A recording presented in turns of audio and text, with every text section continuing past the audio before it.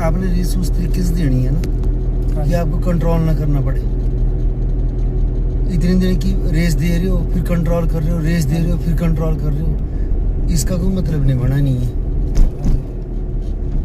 जैसे अभी सीधे में चले हुए थे ना, थोड़ी डाउन भी थी, तो आप क्या कर रहे थे, रेस दे रहे थे। मैंने बोला भी उस टाइम की इतनी रेस मत दो कि ब्रेक के मारने पड़ जाए।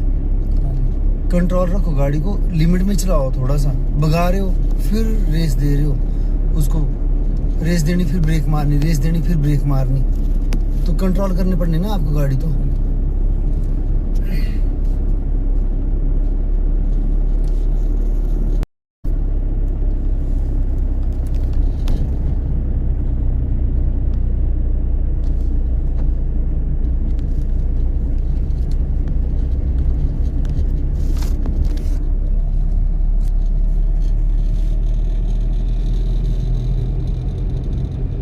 ध्यान रखना होता है हर एक बात का। भगानी बस उतनी सी भगानी जितनी कंट्रोल कर पाओ। अगर आप ज़्यादा भगाओगे, रेस दोगे, फिर कंट्रोल करोगे, मान लो अगर कंट्रोल ही नहीं हुई तब ऐसा भी होता है ना कि डाउन को चले हुए आप रेस दे रहे हो।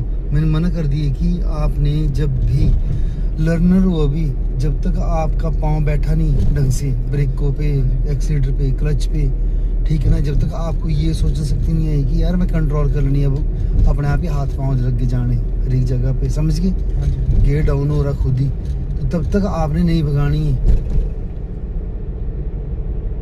जितनी ज़्यादा थोड़े दिन हो जाएंगे ना चलाते चलाते, फिर ये चीज़ें नॉर्मल हो जाती है। अभी कहीं ऐसा ना हो कि ब्रेक मारनी हो, रेस पे चले गया पाँव और हो लिया काम, या कहीं हाईवे में चले हुए देना एक्सीलेटर और मार दी ब्रेक, तो ये चीज़ें भी हो जाती है। तो अभी आपने थोड़ा सा ध्यान रखना है हर एक बात का। अब गाड़ी चला रहे हो ना, अब देखो हर वक्त तो मैं नहीं बैठूंगा साथ आप लोगों के। अपनी गाड़ी जब आप लग जाओगे चलाने तो थोड़ा सा ध्यान रखना पड़ना, और मेरी बातों को तो बहुत ध्यान रखना पड़ना आपको, जो बताया हो यहाँ पे। अपनी लाइन में चलना है, ओवरटेक करते हुए जब भी किसी को ओवरटेक करना है तो उससे डबल स्पीड होगी तो ही ओवरटेक कर पाओगे। अगर आपसे कोई ओवरटेक कर रहा है तो आप उसके साथ रेस लगाओगे नहीं, आराम से चलोगे, आराम से अपनी स्पीड में चले रहो, उसको ओवरटेक करने दो। बल्कि अगर सिंगल रोड है, सिंगल रोड में ये चीज़ याद रखनी है आप लोगों ने कि अगर कहीं पे वो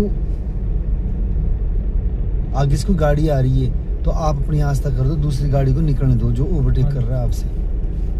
ये जरूरी बातें हैं ये लोग।